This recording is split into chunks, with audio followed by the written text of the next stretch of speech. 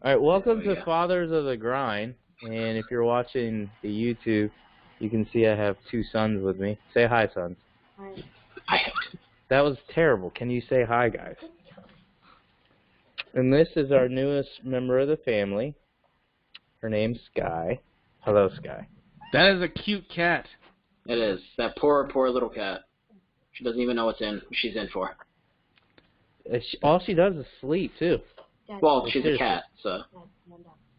Yeah, but, like, usually, like, kittens are a little more active. Like, she legit, like, will run around That's for, fair. like, 30 seconds, and then she goes right to her little box we made her box bed.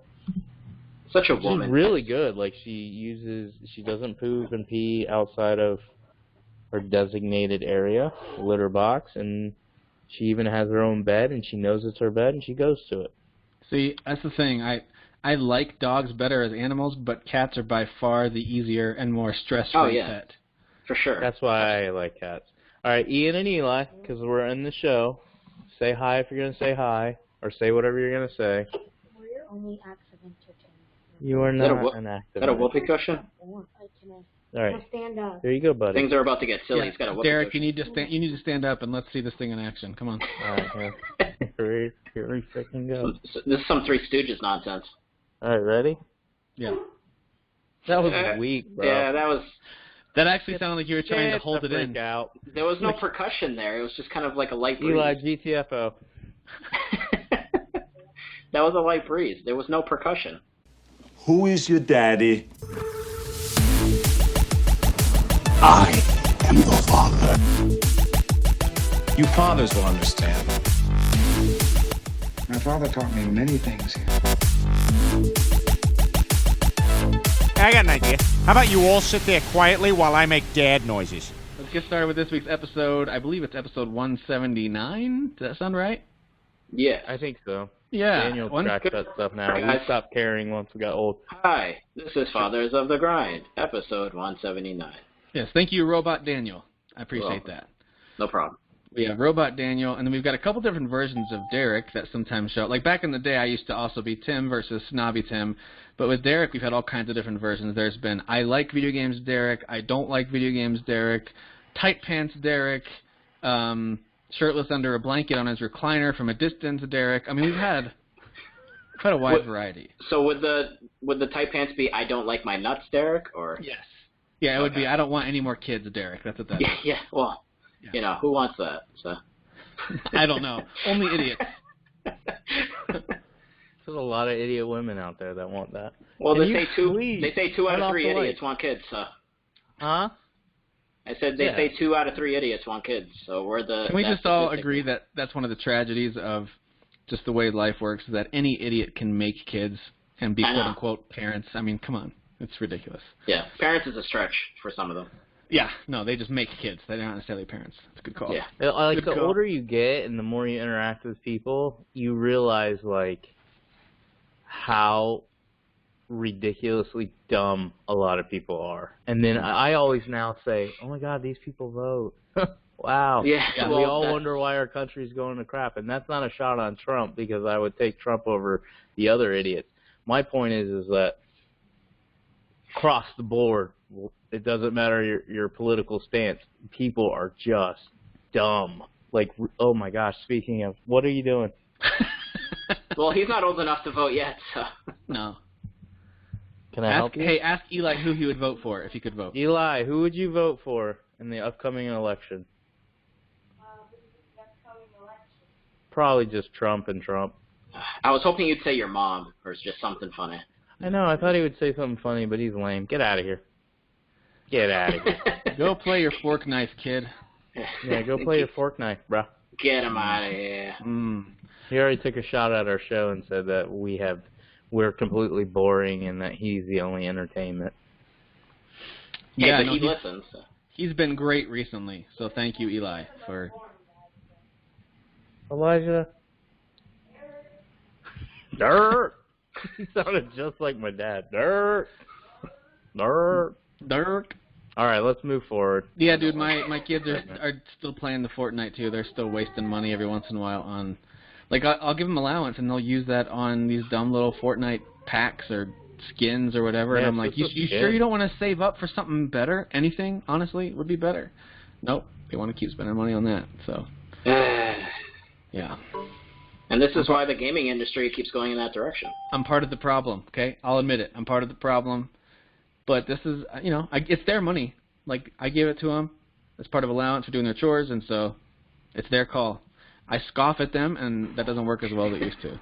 So it is what it is. You hand them the cash, and you just give them a look of disappointment. So with my oldest son, he uses his own card. So I got him a card through this app called the Greenlight app. Did I tell you guys about this already? Yeah, I remember you mentioning that, yeah. Yeah, it's been pretty sweet. So for him, I just assign him money, and he can use it at stores or online or wherever he wants to use it. I can see where he spends money. That way, if he goes and buys a membership at a porn site, I'll know. But yeah, it's been a good way for him to be able to pick, I want to save this much, spend this much, I just want to use my card, I don't want to carry cash with me. It's pretty sweet. Yeah. All right.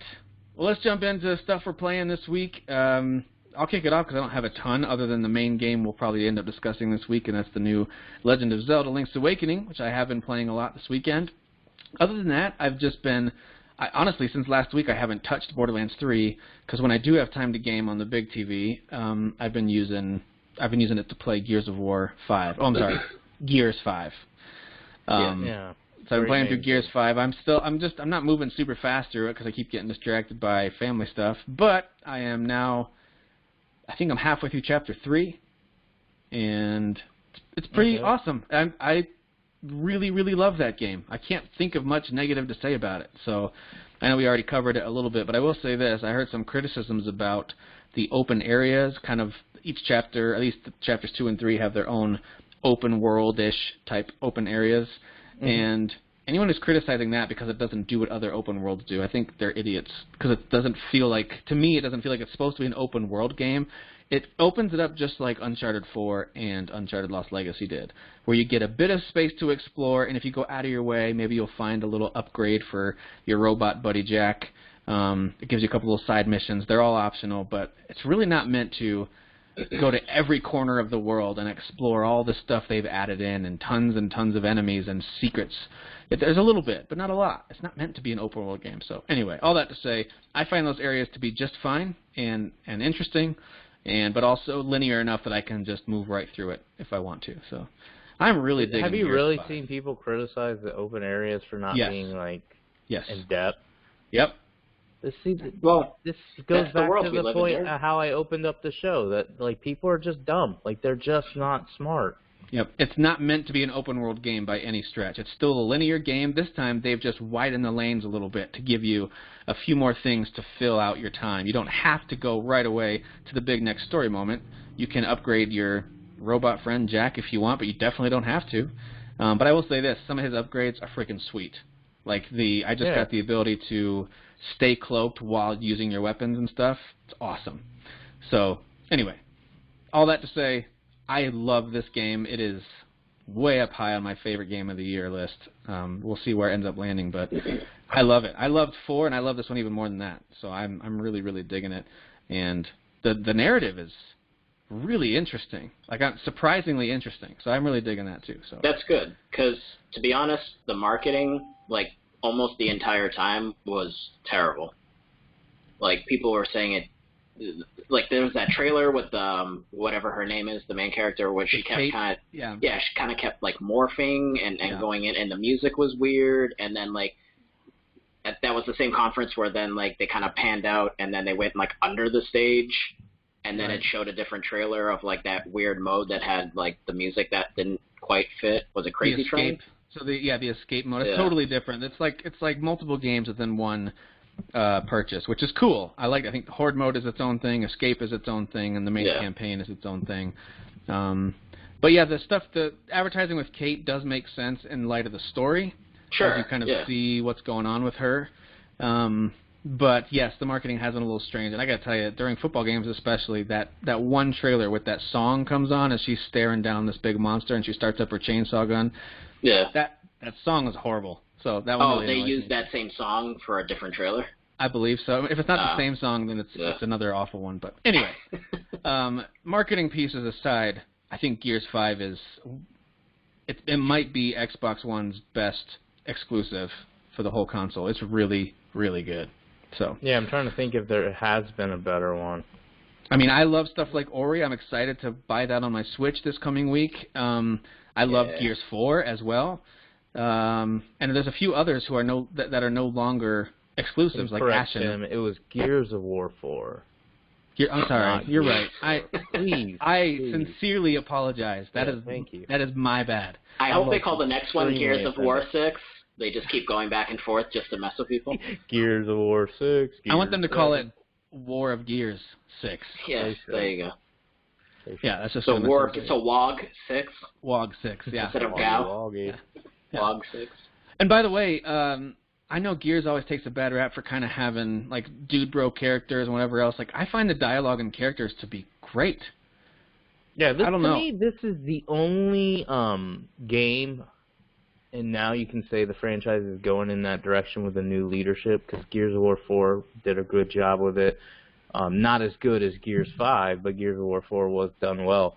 But I would say this is the only franchise to me that could go to a PlayStation and not seem foreign. Like, it's like, yep, that fits in. Absolutely. And I know a lot of people would like say, oh, Halo, but no, not really. Halo feels more Xbox. But I'm saying Gears of War it could definitely be a Sony first-party type title. Like, I agree. could see somebody making that. Yeah, people are really going to dig it if they give it a shot. And the other thing is, if you take the whole Gears IP off of it, and you don't really think about it as a Gears game, most people would hold this in really high regard as an amazing action-adventure, third-person shooter. It's really great. So, anyway, I'm really digging that. Other than that, wait till you, and I'm not going to spoil it, but wait till you get to Act 4. Yeah, no, I've heard that things pick up in Act 4, and I've heard it's got a great finale. Like I'm just enjoying myself playing this game. Like I'm not in a rush to finish it because I don't want it to be over yet. So I'm really digging it. I complain a lot about stories and characters and dialogue and all that stuff, but this was one game where I was like, you know what? I think I'll listen to what these guys have to say, and I actually felt something towards the end. I actually got emotional. I was like, oh my gosh, this made me feel something. This is crazy. He has a heart. I gotta be honest, I think even the way Act 1 ended, you could tell this was going to be a bit of a heavier one, the way things go down at the end of Act 1, and then there's a little bit of a time jump for Act 2, so yeah, they did a great job with this yet again. Other than that, I haven't been playing a whole lot. I keep checking out like what's on sale on all of the stores, and but yeah, I haven't pulled the trigger on much recently. I think Derek and I are gearing up to get Ghost Recon, right? So we'll be playing that here in a couple of weeks. Are you guys getting that? Oh, I'm sorry, Tom Clancy's Ghost Recon Breakpoint. Yes. Can you please get your Gears of War 5, and then you just say whatever point, like Jesus. That's what I do. That's how I do things. Okay. It's all about acronyms now. Yeah. GR. We're done with the GR. What's GR, bro? Very. Dude, you're the one who texted me that. Huh? You texted me that I bought GR. You shut up. All right. I bought GR. Daniel, what are you playing outside of, I don't know if you're playing Zelda or not, we'll get to that, but what else have you been playing? It's all about the Zelda. I see it. What is that? Is that a Borderlands, poster? What is that? Yeah, that's the poster that they, hold on. The poster that the GameStop handed out. It's actually super nice. Let me see if I can... So it's got the map with the, oh, not the map, that's not the map, that's just the, I got it. It's just like the opening kind of menu looking thing. That's sweet. That's pretty cool. Yeah, it's a nice poster. No, I'm not I didn't get it because I didn't pre-order the game. I used one of my digital vouchers for it, so I didn't get anything physical with it. Okay. Yeah, I'm all about that physical. I'm old school. I'm all about saving those $10. It's very important to me. That's fair. But I've actually been doing kind of the opposite of what I normally do, so shame on me. I've been playing like a bunch of things at the same time. I got Bloodstained Ritual of the Night for my birthday. Nice. So my wife Happy got late me birthday. That. Thank you. I've been playing that. It's pretty great. I actually think it's really fun. It's on Game Pass, just so you guys know. Yeah, I've got to download it. I'm just going to give that one a shot here pretty soon. Yeah, too. You definitely should. It's really fun. Shame on me. I kind of have a blind spot of Castlevania Symphony of the Night. I've not ever really fully played that game. I've played a few hours of it, but I never really fully experienced it. No. I don't know why. I just never have. I'd start it, and then I'd stop it for some reason. I think it's pretty good, but it never I always stay quiet when that game comes up, as people talking about it like a shoe-in for one of the best ever. Yeah. I don't really feel that way about it, but I like it. I like it. I think it's really fun, but I just think I maybe it came up with some new ideas. I don't know. I played it way after it came out. And anyway, all that to say, exactly. I think lots of other games have done it better with visuals, story, the lore, the monsters, the comp. Like, I think tons of games have outdone it. So it doesn't hold that special place for me, nostalgia-wise, but I know for some folks it does. So that's fine. No, I definitely respect that, and I absolutely get why those people feel that way. I guess I didn't experience it right when it came out, so I don't have that those feels. And the translation is hilarious, by the way. Yeah. Yeah. But this one they did, I can't think of the guy's name, unfortunately, the guy who made Castlevania. And Mega Man, did he do both of those?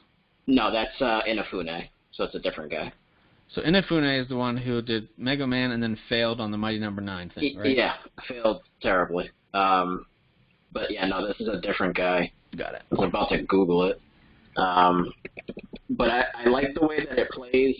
The main character, Miriam, she does move slow, but Hey, back away from your mic. You're going in and out. Sorry. She does move slow, but it works for the game, like as far as like the balance between, how you're doing the fighting and your movements versus the enemies and kind of how they move. So it's not really that bothersome, at least not for me. Gotcha. And there's a lot of customization, kind of like with Castlevania. Like you kill enemies and then you sort of almost absorb their essence, which gives you different abilities. There's different weapons that you can create through alchemy and items and food. So all that kind of fun stuff. You can actually customize her look also, the way that she's dressed, her hair, etc. So there's a lot going on in the game, which is really fun. How's the challenge? Is it pretty tough?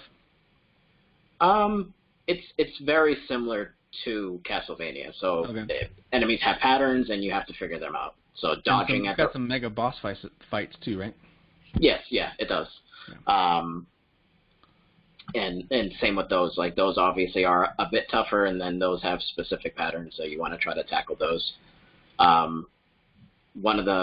There's a couple bosses I've come across where they gave me some major abilities. Like there was one where I killed him, and then he gave me sort of like this magical hand that I could project out and like pick up these things. So there was like this zombie dude on a horse and carriage that was going to bring me over to a new area, but he couldn't bring me because there was something blocking the way. So I had to go find this boss, kill him, and then I was able to move that out of the way.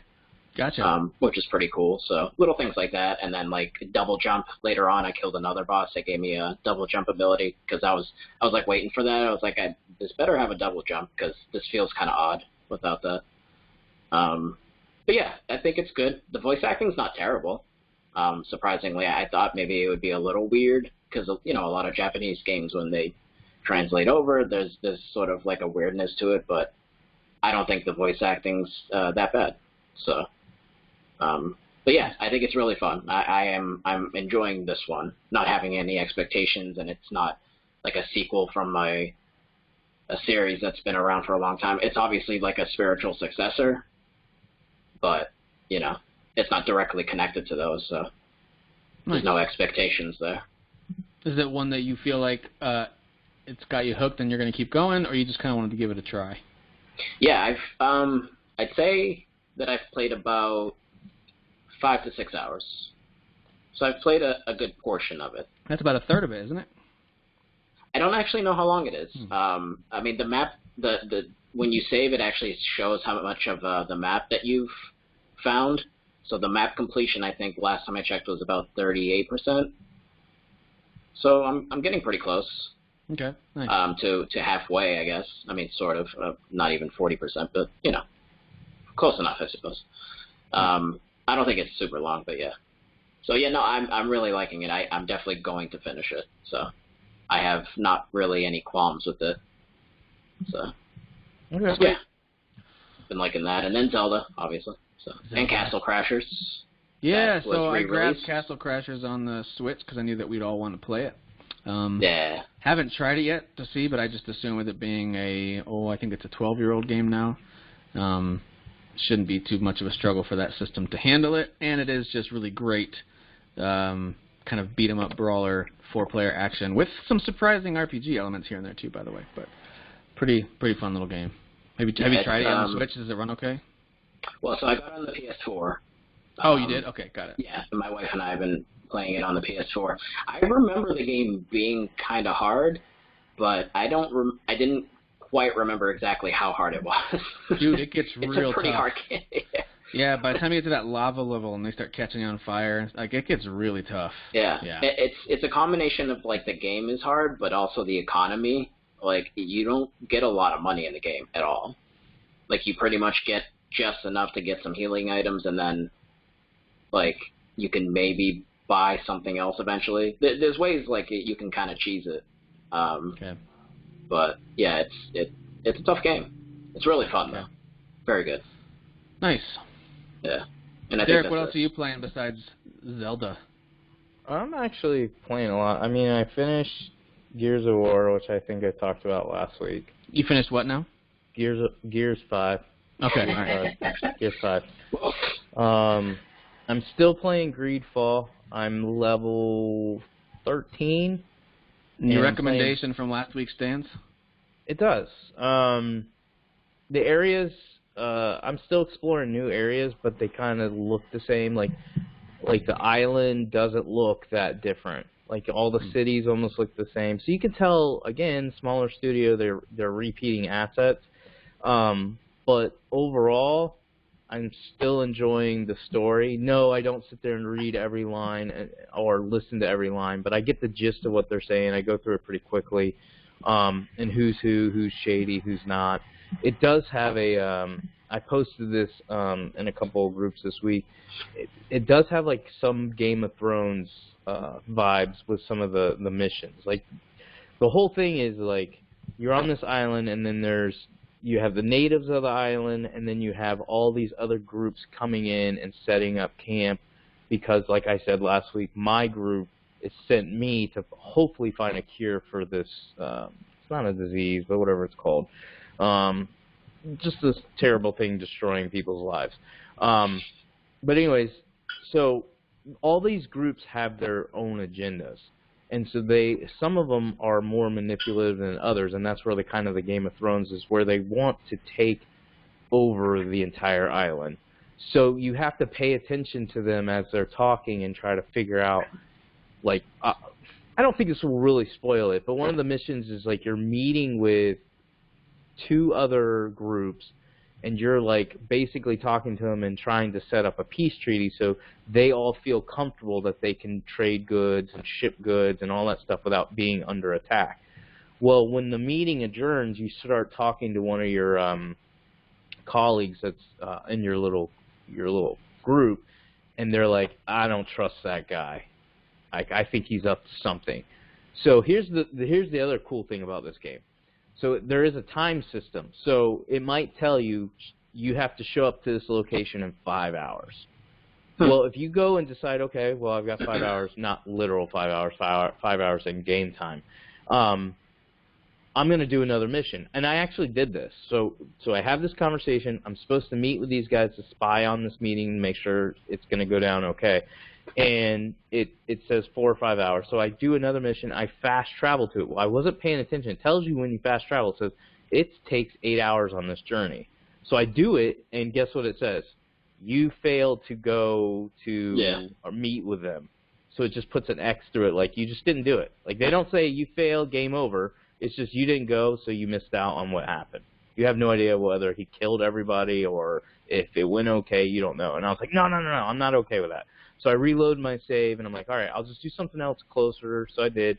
Long story short, I basically show up to the meeting, and sure enough, things go down. So I like that that it has this time system, but it also has these groups that are not completely who they say they are, and you kind of the game. It's not like they hide it real good, like you're an investigator. Like, hey, are they shady? I mean, the game points it out, like, hey, I think these people are shady. So you have an option to show up, and then you get to choose what you do in those situations. Nice. Whether you escalate it into a fight, whether you try to keep it calm. Again, remember I talked about this last week. you get to put your points into various attributes and skills and stuff like that. So if you are heavy on being charismatic, you might be able to talk a situation down that I can't. Because all my charismatic options are 25%. And they pretty much always fail because I only have 25%. Just like a So Nova. if you were to level those up, then your percentages go up. You're saying, Daniel, you're saying that Derek only has 25% charisma? Is that what you just said? Maybe, perhaps, yeah. Okay, all right. Yeah, that's totally accurate. Totally accurate. I do like that aspect, though, of and I swear there's another game that had something very similar to that, where like it's like, here's a certain amount of time this is gonna happen, and time will pass, and then if you fast travel, I can't think of what it is, but or maybe there isn't. I don't know. Maybe I'm just making. No, it I'm up. sure there's other games that have done this. But I do like that though. I just didn't catch on to it, and then when I saw it, I was like, nope, okay, now I'm very aware. Every time I select a mission and it says, come back in 2 days or come back in 3 hours, I'm like, okay, when I fast travel, what does it say? So I'm very aware. I save a lot. So like I said, still overall having a lot of fun. I like the combat. I think the combat's still fun and fresh. Again, I'm a level 13, maybe 14, so I imagine I'm 7 hours into this game, 7, 8 hours, maybe more. I don't know. I don't track it. And I'm not bored with it. And keep in mind, it's not the only game I'm playing. I'm playing a lot of Zelda, and then I'm still playing a lot of Borderlands, which is the other game I was going to talk about. So, yes, do I recommend it? Yes. And then Borderlands 3 is the other main one. I don't think I'm really playing anything else besides Rocket League. I'm level 25 in Borderlands 3. I've played some co-op, but mainly been doing it on my own. It's fun. It is just more Borderlands. I do highly recommend it. I won't say it's the best Borderlands. I think it's the best to play, like gameplay-wise, but I don't think it's the best as far as story, antagonists, worlds, because there's a lot of like levels. I'm still a little disappointed it wasn't more open. I feel like it's still really linear, especially some of these other worlds you go to. I feel like, and maybe my memory's off, even though I just played Borderlands and Borderlands 2, I felt like in Borderlands, like the opening area, you were there for a long time, and I felt like it was more open and there was a lot of stuff to do. I feel like this game's more rushed. Like, hey, go and do a couple main story missions. You can unlock 4 or 5 side missions, so if you want to do all of them, you can stay here a little longer, but it's almost like in and out from new area to new area. And I don't find most of the areas that interesting. But I still think it's the most fun to play. I think it has the best systems in place, the best gameplay. But again, how old's Borderlands 2? I know the pre-sequel... 2012? Yeah, the pre-sequel came out right before the launch of PS4 and Xbox One. Like, do you 3 think months there's, before. Derek, do you think there's a valid support behind this statement? Borderlands 3, if it had come out 5 years ago, would have been fine. Or maybe 6 years ago, but where it is now, people have a right to feel disappointed that they didn't do more. Is that valid, or do you feel like this is fine? Like the amount of time between the previous game and this game. I think the mistake they made, and I understand from that perspective. Like you're like, man, it's been 7 years. This is what we get. Yes, I think that's valid. But I think if you actually follow the company and realize that they didn't work on this game for 7 years. No, they did not. What was that one game? The one that you liked. I bought it. Yeah, I bought it day one, and it was just a complete It came out around the same time as Fortnite, right? It was like a knockoff. It came out when Overwatch came out. Yeah. Okay. I'm forgetting it. Battleborn. Battleborn looked a lot like Borderlands, and they were clearly trying to. I think what they wanted to do was kind of do Battleborn and Borderlands, like go back and forth between the two, and they wanted to create 2 new IP, or a new Overwatch. IP to go with the other one. Yeah, and so Battleborn was still a decent game. I'm not going to talk about that. I've talked about it before on the older shows, but like the point I'm trying to make is they didn't work on Borderlands 3 for 7 years. They've been working on other IPs, and then they were going to come back to Borderlands. Do I think they should have done more though? Even if they've only been working on this game, let's say 4 or 5 years they've been working on it. Yeah, I think this falls in. I think it's a better game. So don't say that. I'm not saying that the game I'm going to mention are equals, but I think it falls into the Crackdown 3 issue where it's like, Crackdown, and Crackdown 2 was okay. It had its formula, it did okay. And then they released this game 10 years later, and they're like, all we did was upgrade the visuals. Well, that's pretty much what they did with Borderlands 3. They made it better to play, but as far as systems and stuff, there was no real changes. It's just Borderlands 1 and 2, but now it's called 3. I mean, that's all it is. There's no changes. And again, I talked about this last week. I have no problem with that. I'm okay if Borderlands 3 plays like a Borderlands game. That's what it is. It's in that franchise. But I would have liked to seen, this is what I don't understand. Why in these single-player or co-op campaigns can we not get more areas, or I should say, what am I trying to think of? Buildings that can crash and blow up, trees that fly. Destructive environments. Yes, that's what I was trying to say. Destructive environments. Why can we not get those? This game is not a cover-based game. So it's not like, well, we can't blow up the entire arena because you've got to take cover. Nope. It's not cover-based. Yeah, so you could hide behind like a tent and be okay. Yeah, I think there's, and I'm not saying everything should be able to blow it up, but I think there should be, like, if you're in a city with buildings, you should be able to start seeing the destruction of the city.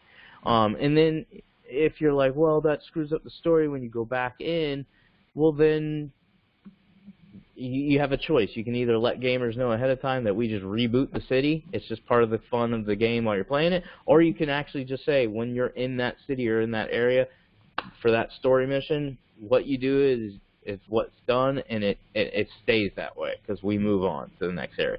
I know that can be difficult, but as far as from a technology standpoint, I don't understand why games don't do it more. Like, it's only multiplayer. Like, oh, we'll just have destructive environments in multiplayer. I want to see some destructive environments in a single-player campaign where it impacts the gameplay.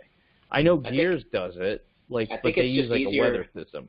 I think it is easier, like you just said, for multiplayer because it's literally just reboot. It's just something that's for fun. Like, yeah. There's no consequences going on. Like, you know, it would have to be like a set piece, like a moment, kind of like in Final Fantasy 15 when Leviathan shows up. Oh, like that city gets devastated. That's a set piece. Thanks for spoiling it. Thanks, man. I hadn't even beat that game. I platinumed it, but I didn't beat it. Thanks. Hey, Derek, can you give folks a spoiler alert now, please? Now that we've said that. Spoiler, guys, you just got to skip ahead 30 seconds to right now. So if you're right now, you've already gone through it, but just go back 30 seconds, then go back forward 30 seconds, and then you'll miss what we it's fine. It's a terrible game anyway, so I mean, it's fine. Okay. You're an idiot. Hey, speaking of Borderlands 3, don't forget they just announced they're doing like a weekly kind of video update, and they just announced there's this Bloody Harvest update coming out in October. I think it's near Halloween time. But it's going to be a 6-week event where they've got a bunch of legendary weapons, skins. I think they might even have new environments and stuff, new enemies. But I know they've got this big old boss battle. So I actually don't know how Borderlands handles this stuff. I know it's a temporary event that's going to be over around a little bit after Thanksgiving. But I don't know, do you keep all the loot you got? I assume you do. I don't know. Yeah. But well, there's an end game, which I'm curious to see. I'm not at the end of the game. I think I was looking at the missions. I'm past the halfway point as far as main story missions, so I probably have about another 8 to 10 hours. And is 25 over leveled, or is that about right? I'm running right at the level. Like, I'll do side missions when I need to, and I've been doing a lot of side missions, but I'm not doing all of them because any game, but especially Borderlands, there's certain side missions like, that's stupid, I'm not doing it. All right, so do you level up somewhat frequently, and when you do you feel pretty satisfied in terms of like, okay, now I can upgrade this thing, or is leveling up just kind of, I don't know, a thing that dings on the screen and you move on, or is it pretty simple? Yeah, I feel like it's like a typical RPG game, you level up faster, obviously in the beginning, and then as you go grind on, it's a little bit slower. So it's definitely in the 20s, it gets way slower. But yeah, you just get that one skill point, and I feel like it doesn't make much of an impact. So I don't really care when I level up. I can say with Greedfall, it's totally different. Like, I really do feel a difference in Greedfall, and I'm not trying to just hype the game. Like, I've been very real about the shortcomings of that game. But one thing I can say is the leveling system and the fact that there's 3 different things you're leveling up, and every time you level up, you get 1 skill point every single level. But those other 2, which makes them very important when you're unlocking, because their trees are a lot smaller, they don't branch out as much. But those other 2 that you level up, those points are 1 every, I think, 3 to 4 levels. Okay. And every time you unlock something, it impacts the game immediately. And it tells you. So it'll say, like, I told you all last week about lock picking. Well, one of them that I'm doing right now is, I think I'm unlocking, I did agility at first for one of them. And every time you unlock agility, obviously it impacts how you move in combat, but also it impacts what weapons you can use. Same thing with the other tree that you unlock. I'm focusing on, what is it called? Whatever. God, destructive environments. Yes, destructive. I'm leveling up the destructive Something he environment. wants so much he can't remember.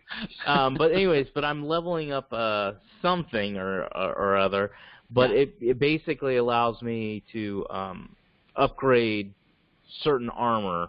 I'm now a master smith, so I can upgrade my armor to the highest level. So because you're locked out from certain pieces, you can't upgrade certain pieces because you're not a high enough level in those areas.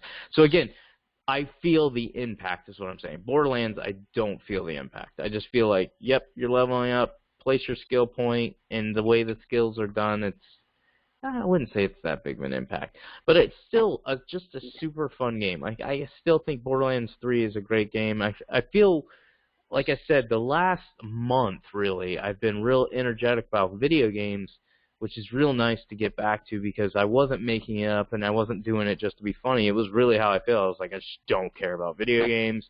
I enjoyed doing the show with Tim, but I was like, I just don't care. I'll play Rocket League. I'll jump into the game, play it for 3 or 4 hours, and then pretty much checked out. Now I'm like, I have patience, I have a desire, and I think it's just calming down and relaxing, but I also think it's also the quality of games that are coming out now with me feeling this way, because I do like the fact that if I feel like I'm getting bored with Borderlands 3, I just go to Greedfall. And then if I'm playing Greedfall a lot and getting kind of bored, I can then go to Zelda, and Zelda to Borderlands. And that's pretty much what I'm doing. I've got these 3 games that I'm just going, and I'll play an hour, hour and a half, and then go on to something else. More like Borderlands 3. Am I right? Am I right, guys? Wow. Yeah? Wow. Oh, so good. Jeez. Wow. This show's so good. You're welcome. Hey, speaking of Borderlands 3, I saw this article that was NPD's official predictions for this year in terms of what they think will be the top-selling games.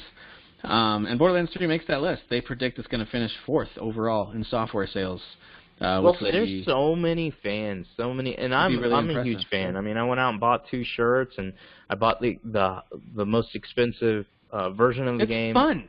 It's a fun game. And I'll tell you what, not just to transition over to Zelda, I would love to see Borderlands 3 on this, and I really think we're gonna get it. For those of you just listening, Derek just held up his Nintendo Switch Lite, the turquoise variety.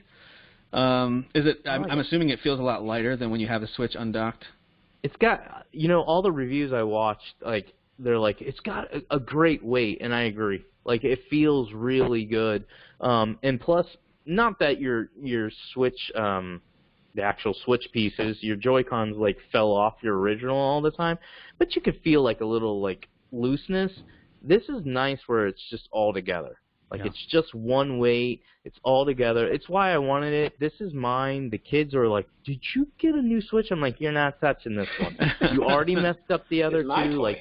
Emily messed up one where, the screen, it's not broke or anything. It works. It's fine. But if you have a black screen like this, you can actually see where, how, you'll get, where the inside of the TV is messed up a little bit, and you can see markings. So it's not scratched on the outside, but on the inside, there's digital lines and all this stuff. Maybe you can tell she smashed it or something.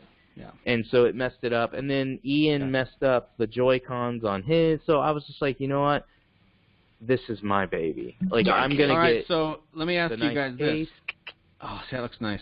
All right, let me ask you. I need advice on this because I'm interested in getting another. I've still got the day one launch Switch, which is now 2.5 years old. The battery life on it isn't great anymore. It's okay, but it's not great. My kids. I don't think the battery life on this one's that great. It's only a little bit better, but now they just released the new Switch, which isn't called anything different. It's just the Nintendo Switch with a more solid red box now instead. Yeah. Mm-hmm. And you get dramatically improved battery life. So I'm trying to figure out, do I spend $200, get myself a light like you've got there? It looks nice. I mainly play in handheld, but I do play on the screen every once in a while. And do I just kind of say, nope, this is my handheld, this is mine, the kids can have the other one? Or do I go ahead and get myself a new, better battery life Switch and still let them? I'm going to let them have the old one no matter what, I think, because I think they've kind of ruined it. I've got a couple of Joy-Cons that aren't in such great shape anymore. For you, if you're definitely going to like hand your old one off to your kids, then I just get a regular Switch, because I think you'll need that versatility. I do switch back and forth sometimes, not always. For me, the reason why I did this is because I actually have my. It's right here. I don't have the Joy-Cons hooked up because they're all messed up, but this is my other Switch. This one's hooked up to my TV, and I use the Pro Controller. I'm not moving it. Like, it's never going to go anywhere with me. Like, I'll just put, like, that's why I buy a lot of the Switch games physical. I'll just pop it in there, and then I can play with my Pro Controller on my 4K. Did you know you can share it with your two? So you can set your now new portable Switch as your primary. All right, they're really fighting, so I'm gonna go. Okay, you go solve that, and then I'll tell the people about this. All right, so it was a firefight. You can always set the main one you're going to take with you on the go, whether it's the new Switch Lite or whatever, as your primary, and then you can set another Switch, one that's going to probably stay at home and be on Wi-Fi more often, as your secondary, and you can have full access to all your saves and downloads on both, which is pretty. That is pretty cool. It kind of reminds me of when they did that with the PSP, and then I think the Vita also too. You can stream your console. So I think the reason it feels a little bit doesn't feel new, but it feels a little more special because it's Nintendo. Because I feel like Nintendo has never been great about having access to multiple things across multiple consoles. Right. So anyway, I think that's pretty cool. That's probably what I'll end up doing. I'm all about the options. So if you're going to give me an option where I can remove the device and then put it on the TV, depending on my mood or where I'm going, that's what I want. So, but it also depends on how much you're spending too. So Daniel, I mentioned the NPD sales, their predictions a little bit earlier. If you had to guess, what publisher has been number one 9 out of the last 11 years in NPD sales? Huh. What publisher? What publisher? An NPD. NPD sales. Activision. Correct. Because of Call of Duty, of course. Yep, because they're just a bunch of vile, terrible people selling their repetitive products. Yeah, what jerks. What jerks to provide supply for the demand. Hey, so what about those 2 years that it didn't happen? What if you had to guess? What would you say were probably the years or what were the games that were number one instead of Call of Duty? So twice out of the last 11 years, a non-Call of Duty game was the number one top seller. Grand Theft Auto 5. In 2013, Grand Theft Auto 5. What was the other one? Is it Red Dead Redemption 2? What's the question? Well, I don't know, because Tim just froze. And now Tim's gone. I'm out. What was this question? So it was NPDs. And what was it, the last 9 years, he said? Who had like the best sales in the last 9 years, and then I said Activision because I knew Call of Duty. Of course. And then it was out of 11, I think. I forget because he was phrasing the question. 9 out of 11 years. Yeah. Activision had the most, And then the other 2 years, So, and then Grand Theft Auto 5 is one, he said 2013. But and then we probably lost Grand Theft Auto 4. I don't know. Has Red Dead Redemption 2 sold more than that? I feel like it has.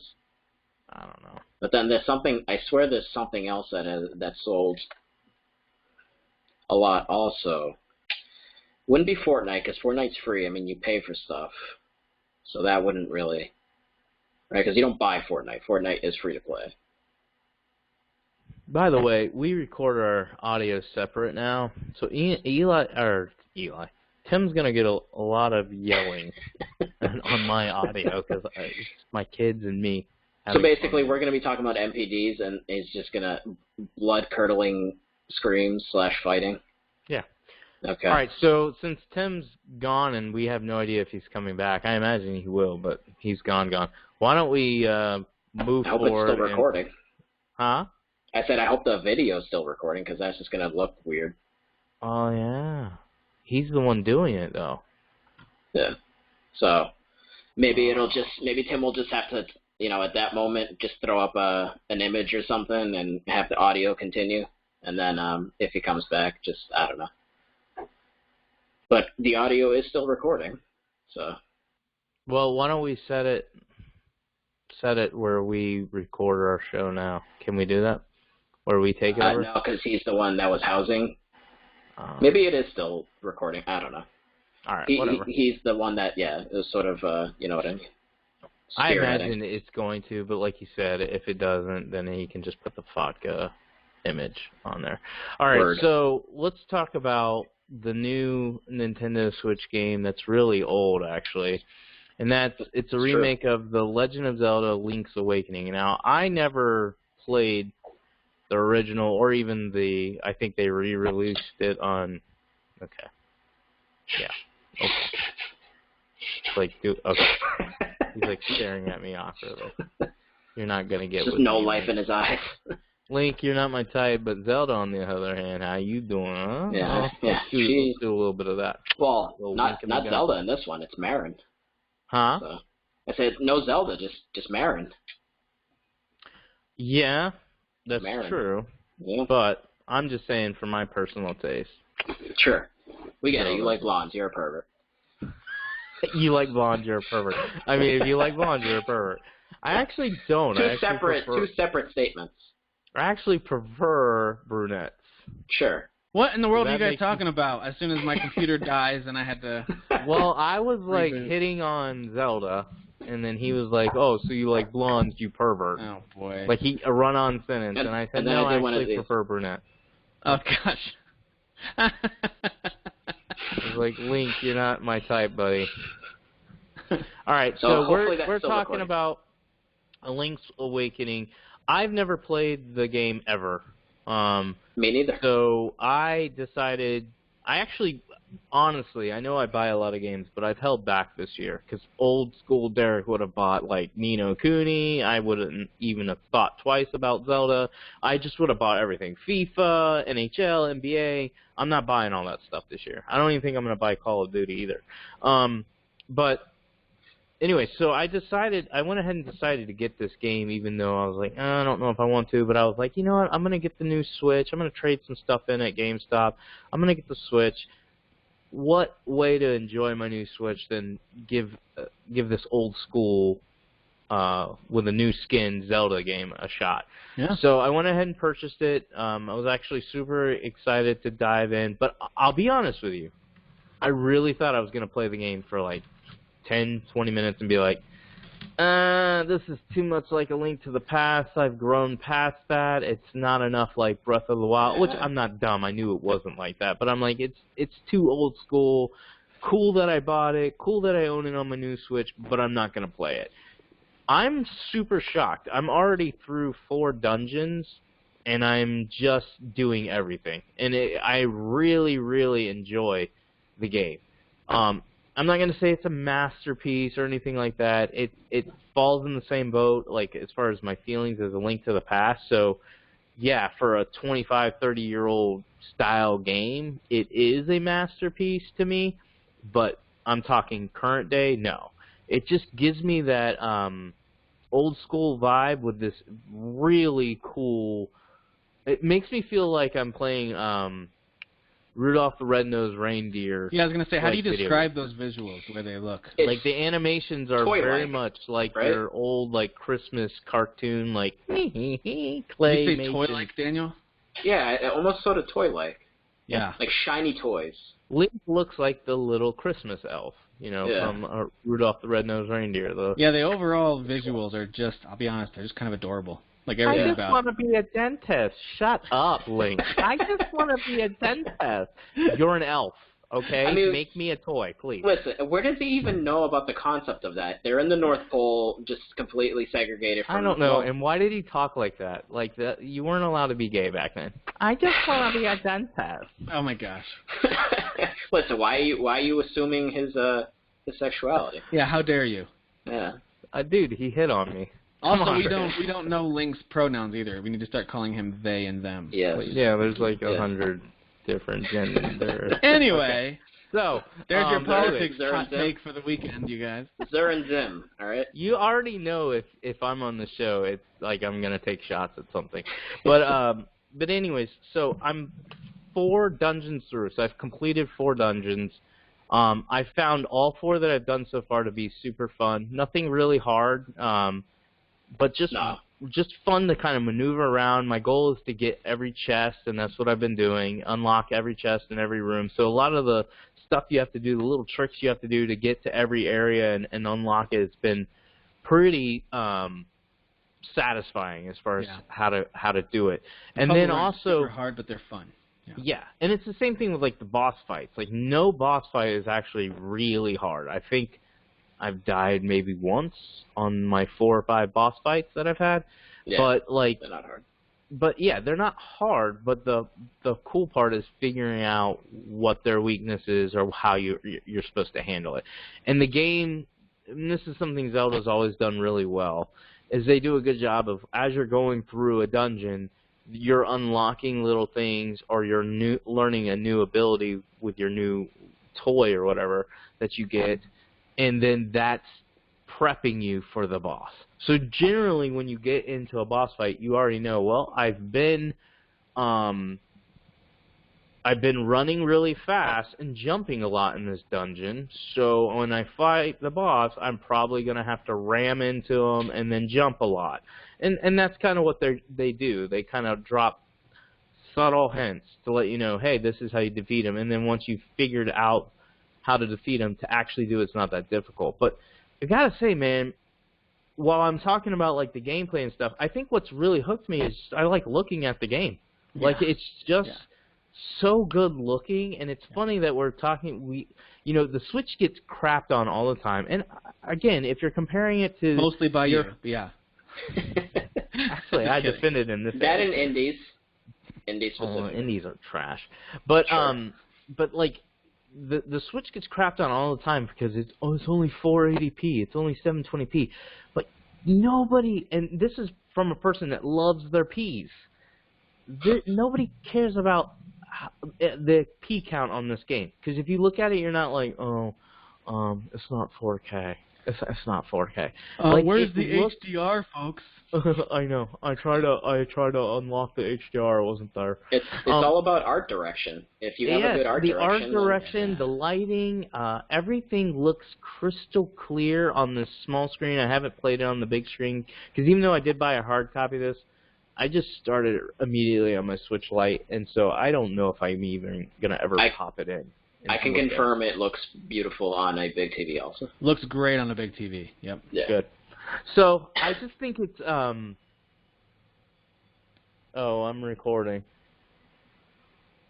The boss is home. Uh-oh. Shut it down. Shut it down. Just hide behind the couch and do like a quick roll, and they won't see you. You got to do a quick roll. I totally saw you. I can see you. What did she say when you said you got to do a quick roll? What did she just say? I'm going to roll your face. I think that was sexual. See, there's the humorous response. Tell your kid to just be more humorous like her, like Megan. You know, Elijah's like his father, and he gets like to this point where he thinks he's the man. He's real cocky, and so he's just like, if I just walk in the room, they're going to laugh at me. I don't even have to try anymore. No, you got to try. Elijah, you're not that funny. Tell him he needs to get on Bill Burr's level. He needs to get on Bill Burr's level. So, anyways, I wanted to say that on the Switch, this game looks amazing. A lot of games look amazing. I haven't played a lot of Astral Chain, but the little bit I played, again, art direction, lighting, the color palette, everything, I thought the game looked good. Would it look better in 4K on a... Of course. Yes. Of course it would. But I will say this. I don't think this game would look much better. It's like Ni no Kuni. Like, I want to buy Ni no Kuni, but I'm not going to pay $50 for a game I know I'm not going to replay again. I want to own it, and I will own it at some point. Just because it's one of my favorite JRPGs. But I don't think this remaster version really looks much better than the PS3 because of the art style. Yes, it's going to have less little ridges and stuff like that, but I'm talking like when you look at the art style, you could probably play Ni no Kuni 20 years from now. It is all about that art style, man. Look at something like Mario Kart 8. Still just looks so crisp and so clear. You wouldn't know Breath of the Wild. Breath of the Wild. You're gonna be able to play Breath of the Wild in 20 years and be like, no, it's not on the same level as all the other games that are out 20 years from now. It's not in 12K or whatever it'll be. You know, it'll be 24K. 36K. But it will definitely. Oh my gosh, put pants on, please. I tell them too. I'm like, I'm recording, guys. I'm recording, and Emily walks. Again, for anyone who's just listening, he's talking to a family member, not to me and Daniel. So yeah, put your pants on, please. No, if anyone's not wearing pants, it's a Teague. So. That's true. Just you guys make that assumption. Ian's not wearing pants. You know, you're lucky I wear pants. You guys. Yeah, we have no lucky. idea if you are. And we don't want to know. No, we don't. I'm rubbing it right now. No. Okay, just do a quick run. I'm gonna put my head right there. Nobody can see. Oh, okay, cool. Can I have the kitten now? You can have the kitten. Can I have Get the out kitten? of here. Actually, Can I have the kitten? Can yeah, you just I want send that to over? hold the kitten. Can you mail that? They're gonna fight right now. Watch. No, you're supposed to be in bed. This is what's stupid. To be fair, if I'm they're gonna fighting mute over again, it makes sense. and you guys keep going. I said what I had to say about Link's Awakening. You guys go on. All right. He doesn't want to hear what we have to say. That's what I just learned. Well, yeah. you know, he talks enough, clearly. So. All right, so Daniel, you bought the physical version of this. You got the poster. Yeah. Tell me what you think about it so far.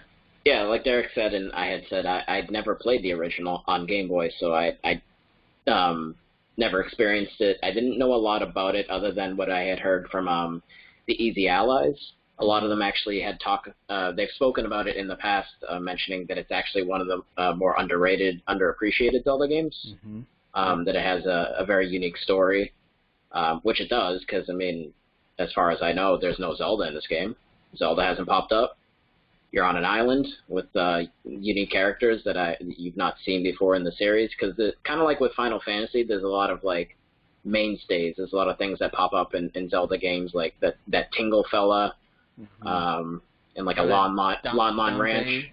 Dampé, yeah. the graveyard guy. Yeah. Well, he actually is in this one. I know, that's what I'm saying. Like, some things carry over without really much explanation. Yeah, exactly. But yeah, the art style, obviously, Derek already said, beautiful, which it is.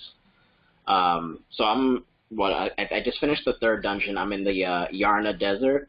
Yeah, so I'm not that's sure exactly where I am too. Okay. That's the exact spot that I'm at too. Yep. So yeah, I got the third instrument. Do we want to kind of discuss a little bit of what the story is? Like, sure. So you're kind of going around. So what is it? 7 instruments? There's 5. Believe?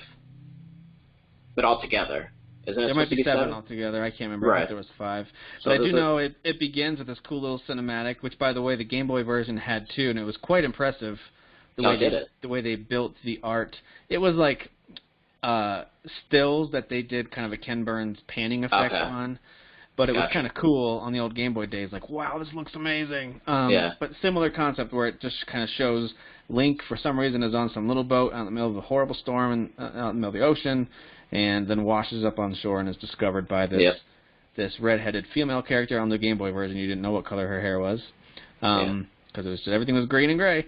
But anyway, and then the game starts. It just throws you in there. You wake up, and they kind of explain, like, hey, we found you on the beach. Who are you? What's going on?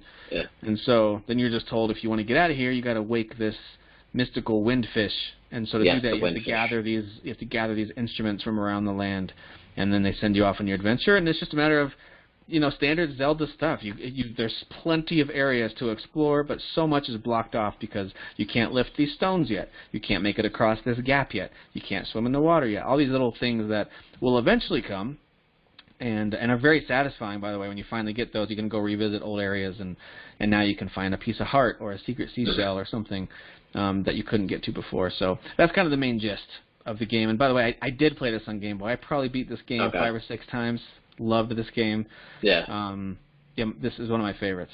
So I'm glad it got the remake treatment, because it's hard to convince people to go back and play the Game Boy version. So I did buy this on the 3DS eShop when it came out, and I didn't play it all the way through. It's not a very long game, but didn't play it all the way through. Played enough to just say, for me, this hits all the nostalgia feels, but for someone else, it might not be up their alley. So when they announced this, I was like, perfect, because it's one of the more fun and satisfying Zelda experiences. It's just, it needed a visual overhaul, for sure. Yeah, much like with Final Fantasy VII Remake. Like, this is such a drastic difference compared to the original. Yeah, they totally... the thing is, though, like, every little element of the world is exactly where I remember it. So, like, like where things are on the map, you know, having played it through multiple times, as you know, you start to remember where stuff is on the map, where paths go, like how many little tufts of grass or bushes are here. It's exactly the same. What things come out of, like when you got a collection of these potholes in the ground, some of them have an enemy that come out, some don't.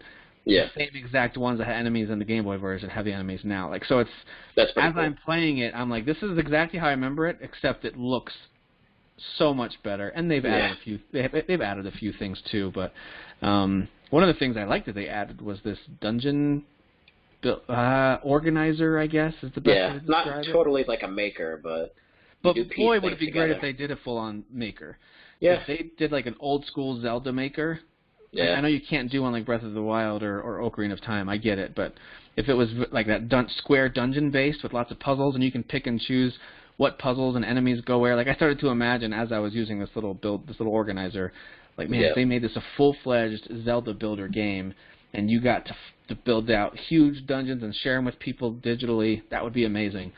This is I wouldn't even call it a half measure, because you can't really edit what's in each block.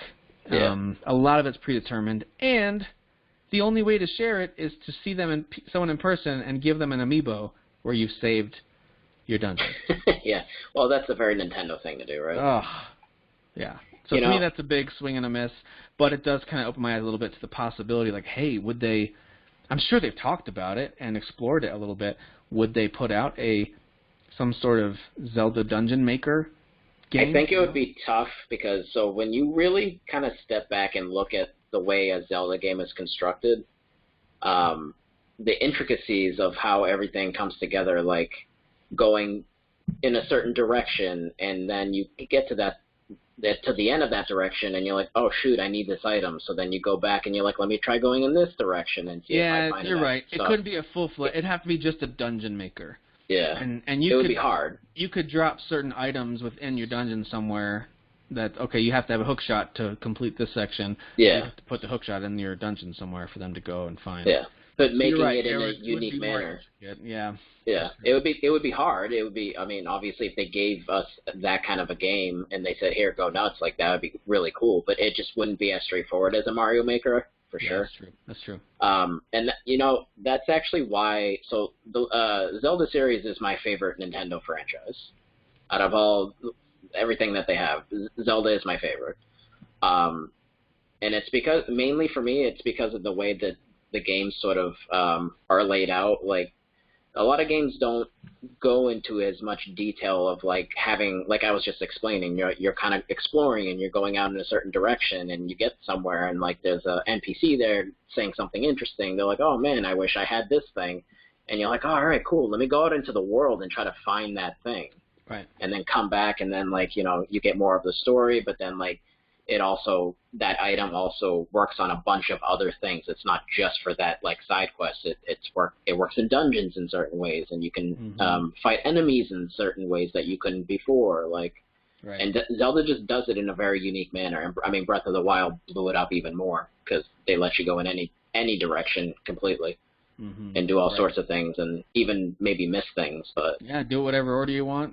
Or skip things altogether if you want. Right. Yeah, but like... So this one is, to be clear to everyone, this one is more linear than that. Like, you can't jump to the final dungeon or final boss, and honestly, you can't do them even in any order that you want. Like, in A Link Between Worlds, the excellent 3DS game, which was a really, really great quasi-sequel to Link to the Past. Fantastic game. You could do things in just about any order you want. There's a recommended order where it makes a little more sense, but for the most part, you could just kind of jump in any order you want with those dungeons. And this definitely is not that. There's this owl who comes and gives you direction, and there's one place. There's these phone booths, by the way, too. So the owl tells you where to go, and there's these phone booths where you can just randomly talk to some creepy old man on the phone, and he'll kind of remind you, hey, you should try going here, and then he'll hang up. So, by the way, that also was in the old game, too. Like, all that stuff still there. But even with that, like, more emphasis on structure, it's still really cool because there's, you know, treasure chests that you find and heart pieces, and just there's still things hidden about the seashells, which, by the way, great reward if you collect all those. Yep. Yeah. There's still that aspect to Zelda, which is why I love it so much. Of like, I'm getting rewarded for kind of poking around and digging around and looking in corners that maybe other people wouldn't really pay attention to. They're just gonna kind of try to find the main path there. Like, I'm gonna go to the dungeon and I'm not gonna look for it. Like, that's the kind of stuff I appreciate. Like, reward me for going out of my way, because that's the kind of gamer I am. I want to find extra things. So, it's a great series. I love Zelda. And I think the weapons you use, the sword, the shield, the dash, your jump, I think all that's really fun. Like, it feels right as you're playing it. What do you think about their little Mario touches they threw into this game? Was that in the original? Yeah. Okay. That's what I thought I had heard, but I didn't remember. This came out in 90... Oh, shoot. I can't remember now. But I know it was after Super Mario World, so Yoshi had already been introduced officially. Yeah. So right away in this one, there's this little Yoshi doll you can get for an NPC who's wanting it for their baby. You see a Chomp Chomp. Like, there's one of those chomps. Yep. Yeah. And then, of course, there's several underground levels when you go down stairs where it goes into a complete side-scrolling, not just Mario-like. Like, they full-on have Goombas and piranha plants coming out of pipes. And there's even one of those thwomps is in one of the sections, and you have to kind of ram into him to give him the fall. But anyway, really interesting. The only Zelda game that does that, right? It's the only one that does it this overtly. There might be other little Easter eggs and other ones that I can't think of off the top of my head. But this is one of the only ones that does it overtly. I felt like Link's Awakening, the developers just decided, let's just have fun with this one. Let's put a whole bunch of winks and nods, and let's not try to make it too overly serious. Like, you think about something like Ocarina of Time or even Twilight, especially Twilight Princess. It was very serious, in-depth.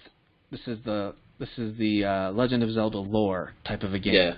But Link's Awakening kind of felt like them all just saying, hey, let's just have fun with this thing. And they include a whole bunch of goofy stuff, but it's fun. To me, it doesn't feel out of place or bad. It actually adds to the charm, to what Derek was talking about earlier. This game is so fun to look at. It looks really, really good. I think it makes sense. So what you're saying, how they kind of were like, let's just have some fun with it and add just overt nods. I think I do know how the game ends. I'm not going to say it, but it sort of works for what the concept of it is, right? You're right. It does work for that concept. Yes. Yeah. Because of what's going on in the world of this island. I think it kind of works. Yeah. So. Yep. So, overall, really fantastic. I can't recommend it enough. I think it's totally worth full price if you have a Switch. It's a full-on, complete Zelda game. There's tons to do. It is not the most lengthy Zelda story if you just fly through really quickly and follow a guide. But if you try to find your own way through, it could take you a little while. You have to do some exploring. You got to kind of figure out your way. You might forget, what am I supposed to do? You go back to the phone booth and talk to the old man, perhaps, or maybe look at the map really closely to see, is there a path? Oh, there's a path that I haven't taken yet, so you go that way. Yeah. So that can take a little longer. If you know what you're doing, or if you use a guide, you could get through this game, I'm thinking, in about 10 hours, 12 hours maybe. But there's so much side stuff to do, so much stuff to collect. And there is also a hero mode, I think it's called hero mode, where it goes from being, like we just described, a charming and relatively easier game to being insanely hard. I tried it real briefly just to see. You die real fast, and enemies do not die very fast at all. Don't you not get heart pieces? Yeah, and there's no heart drops anywhere. Yep. So yeah, have fun with that. You just have to be really smart. You got to use your shield in really smart ways. You can't just go in there sword swinging. You have to actually be careful. Like there's these bomb enemies that if you hit them, they bounce around the walls just all over the place. Very erratic. Things like that. You have to be really careful about the angle that you hit them at and all that stuff. So I think it provides some replay value. in addition to the fact that the game itself is just a joy to play and look at, so I think it's worth replaying. So for my money, I think it's worth it. That being said, being a remake, I wouldn't be surprised if we see a surprising discount on this, despite it being a Nintendo game. I would say at least like a $10 to $12 drop in the next 6 months. You'll see, not permanent, but you'll see it on sale at some point if you want to hold out. I appreciate these remakes being. I mean, earlier this year we had Resident Evil 2 remake. Like, yes, I enjoy that these things are being done. I know some people are like, "Oh, there's so many remakes nowadays." Like, listen. Yeah, but it's such a new experience of that thing. Like this, as someone who played this game a lot, this feels like a totally new experience of this. Yeah. Game. So when it's time to talk Game of the Year, I'd be surprised if we wouldn't. Well, why wouldn't this one be included? Why wouldn't Resident Evil 2 be included in that consideration? Yeah. They're brand new experiences, even for the old school fans. And as somebody who's I'm a big Resident Evil fan. Like, to be honest, like, I mean, just for the nostalgia factor, like, maybe I'll play Resident Evil 2, like, at some point in my life for sure. The original, version? Yes. But, like, from now on, like, it's going to be the remake. Yeah, like, this is the new version of better. It, right? Yes. Yeah. And I don't think there's any reason to go back and play the old Game Boy version of Link's Awakening unless, for some reason, you just want to see what it's like. That's fair. You can get it for really cheap. You can get it fairly cheap on the eShop for the 3DS. Fine. But this version is the way to go in terms of the way it looks. And, by the way, it runs pretty well. I have had a little bit of a frame rate slowdown here and there. Yeah, I keep hearing that. I don't think I have. I've noticed it in handheld mode. I haven't seen it on DOS mode at all. Gotcha. But in handheld, I have seen a tad of frame rate issues here and there. But keep in mind, I do have an older Switch, right? I've got the launch Switch still, and that's the only one I have. So it could be that my system's just getting older. I don't know. But anyway, I don't really have any knocks on this game, but I am a little bit biased because it was one of my favorite games growing up as a kid. This was one of two Zelda games that I thought never got quite enough attention for how great they were. I thought this one, and I thought that the Minish Cap, however you say it. Minish Cap, yep. The Game Boy Advance game, again, equally charming, and if they give that one a visual overhaul, which, by the way, the visuals on that one already look fantastic on the Game Boy Advance. Yeah. But if they were to give that a similar visual upgrade, I would be all over it because that game is so good, and if you think the puzzles are good on this one, just the Minish Cap, the idea is that you can shrink down to this tiny little version of yourself, and now there's a whole new level of puzzles and ways you can use that. And man, that game is creative. And weirdly enough, I don't think that was a Nintendo developed. I think that was Capcom. No. That's ringing a bell. Yeah. I don't know if it. I don't think it was Nintendo though. Yeah. No, that is ringing a bell. Yeah. I don't think it was either. But that one was really great. So that game, the Minish Cap and Link's Awakening, were two Zelda games that I thought, hey, they might not have that same epic, huge world, serious type story to dive into, like I said, even Breath of the Wild or some of these other ones that have like this really deep lore. But it does have some of that, and it's just charming AF, as the kids say. Hey, so let me ask you something then. Yeah. It just came to mind. Do you think this opens up for Nintendo? Because again, they can be kind of stubborn with things, and by kind of I mean a lot. Yeah. Doing remakes of some other big franchises that they have, other games. Like, imagine a Mario 64 being remade. Yeah, I mean, the first one that comes to mind for me would have to be Super Mario RPG. Like, if they gave one... If they gave that one... Yep. If they gave that one this visual style. A remake. Not a remake. I want a sequel. I need a sequel badly. Sequel would be great, but that game needs to be experienced. So I've gone back and played it when it was on the Wii eShop or whatever it was called, the Virtual Shop, and I love it because I love that game. Played it. I've beaten that game so many times, and I absolutely love it. Yep. But it's a little tougher to recommend to someone who maybe has never played it before. And I'm like, hey, go play it in this 4x3 screen visual. And although it does have a kind of charming isometric view, it isn't for everybody. Like, there are some folks who look at it and be like, yeah, this just looks and feels old. Okay, fair enough. I would love it if Nintendo would revisit it and give it this type of overhaul. By the way, Minish Cap was developed by Capcom and there you go. Yeah, that's funny.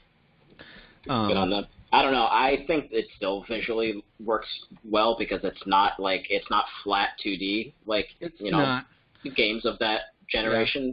So I think that in of itself makes it unique, but the controls are weird. Think about what Square has done with Octopath Traveler, and think about what Nintendo has done now with Link's Awakening. If you take that kind of creative, almost looks like a toy set on your screen, and it's got this really interesting depth to it, a combination of 2D and 3D, and just the way that they've allowed the worlds to come alive that way. And if you apply that to Super Mario RPG, So then what Nintendo needs to do is say, hey, Square, we just made this new game called Link's Awakening. Yeah, now you go use remake this Mario engine. RPG. Yeah, use this engine and make Super Mario RPG and the sequel, please. Absolutely. And then Daniel will give you all the money. So, because it's the first RPG I ever played, and for years I'm like, why isn't there a sequel? Like, what is going on? Yeah, that's the one I'd love to see them redo. I wouldn't mind seeing Square do some of this stuff with stuff like Secret of Evermore. Doesn't really get enough attention. I loved that game. It's that kid and his dog in an action RPG. Yeah. But as far as Nintendo properties go, I mean, they've kind of done it with most of their main IP that I care about, and that's boils down mostly to Mario and Zelda. Those are really the ones that I care about the most from Nintendo. So. What about like a open, like sort of 3D like looking Super Metroid? Now that'd be interesting. I mean, I'm more interested right now in Prime 4, and honestly, I'd love to get the trilogy to go through that before Prime 4 comes out. I still anticipate Nintendo will get an idea of when Prime 4 is finally going to release. At this point, probably the end of the Switch life cycle, before the Switch successor comes out. Yeah. But anyway, whenever Prime 4 comes out, I imagine we'll get the trilogy to release right before that. So I'm more interested in that. But I have recently, with Nintendo Online, I have jumped into Super Metroid now that the Super Nintendo games are on there, and I'm reminded of how excellent that game is and how it still holds up pretty well. Yeah. I don't know if I'd necessarily need it to be 3D, but I would love those visuals to get an overhaul, because now it does kind of have that very pixelated, some people love it, but very pixelated and grainy look. I wouldn't mind a real fresh polish on top of that. I'm almost thinking of, like, if they did do something with Super Metroid in 3D, like, maybe taking some aspects from Dead Space.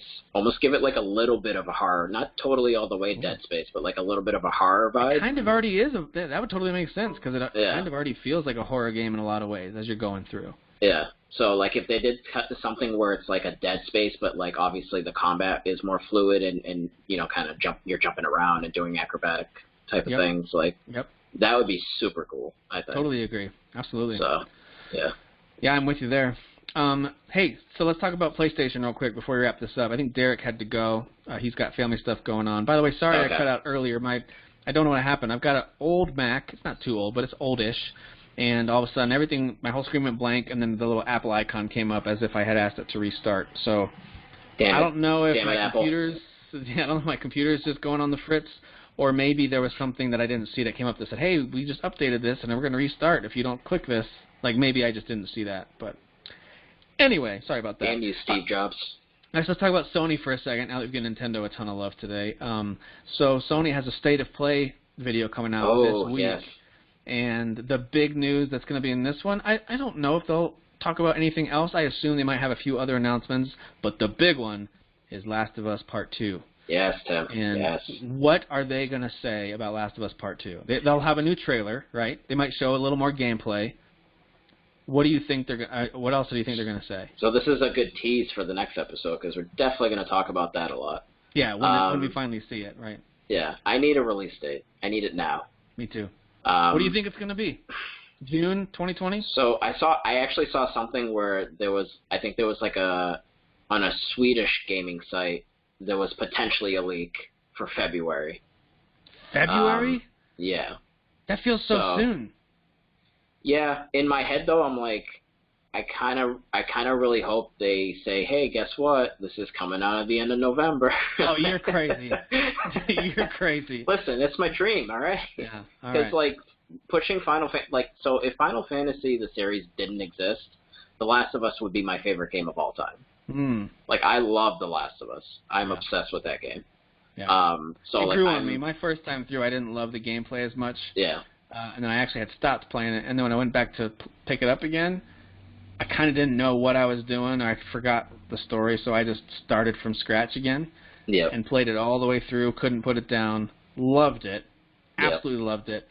But I didn't always love – I wish that either the stealth had been a little better or the combat had been a little better. One or the other. Make it either a little better of a stealth game or a little better of combat. Both. The combat could have used a little bit more fluidity. I thought the sneaking around was fine for me because sneaking in games is hard. Either you make it too realistic and it's just frustrating, or then you make it too simple and then everybody complains. It's like, well, just make it like Hitman, where all he has to do is put on a new shirt and all of a sudden no one sees his bald head anymore. Yeah, exactly.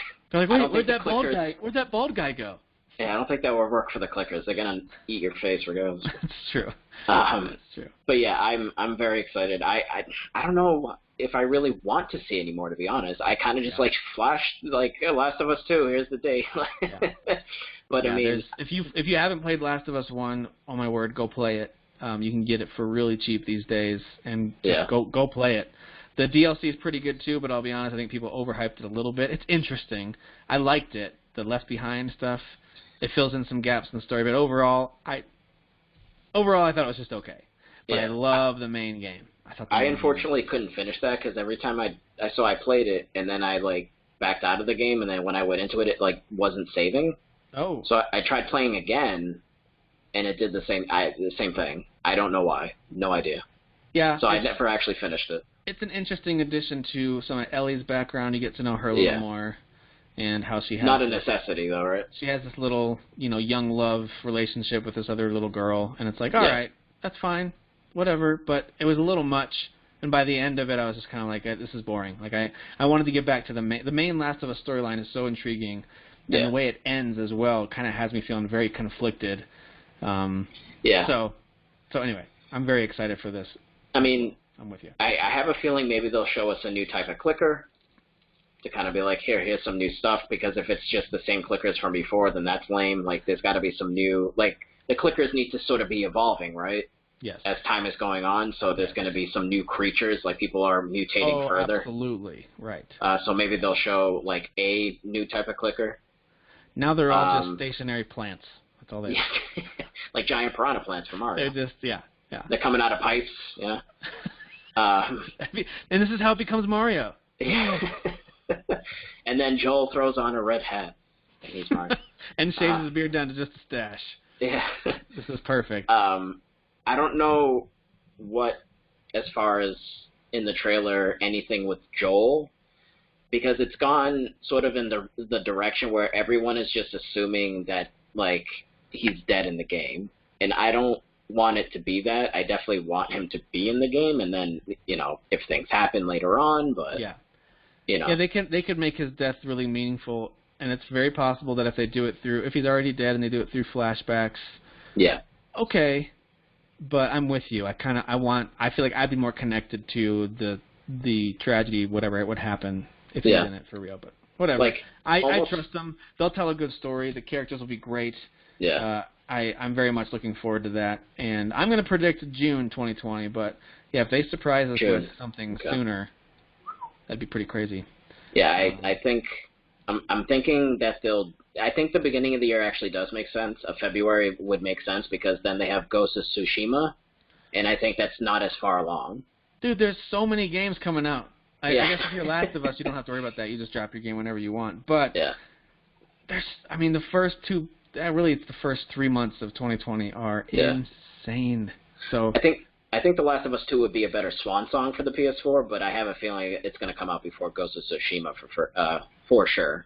So Tsushima might end up getting delayed and becoming a PS5. Who knows? I think it'll be cross-gen. Yeah. Yeah. All right, and by the way, I know I got cut off earlier, but you were correct. Of course, Red Dead Redemption 2 was the other game that outsold Call of Duty. That was last year in 2018. So Activision and Rockstar, basically. Yeah, Rockstar is the only one who's ever been able to dethrone Activision. And for this year, MPD is predicting Call of Duty Modern Warfare will yet again reclaim that throne.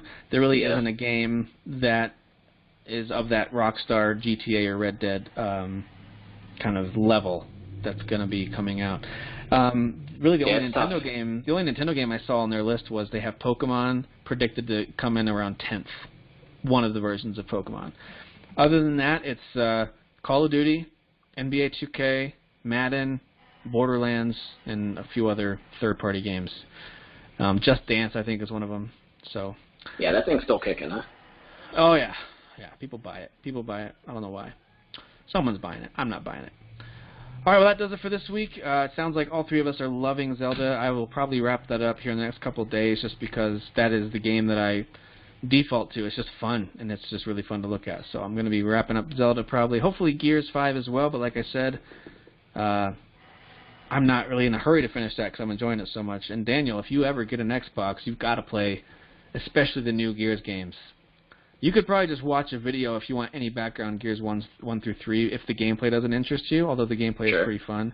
But man, what they've done with 4 and 5, I think you'd really dig it. It does look like something I would play. Gears 5 especially to me feels like it's up to that Uncharted, or at least close up to that Uncharted level of quality across the board. Where you've got some qualms with some gameplay here and there, like, all right, I wish my character could jump or whatever. I wish I'd have doing as much climbing in Uncharted. You know, there's always those little things we might nitpick.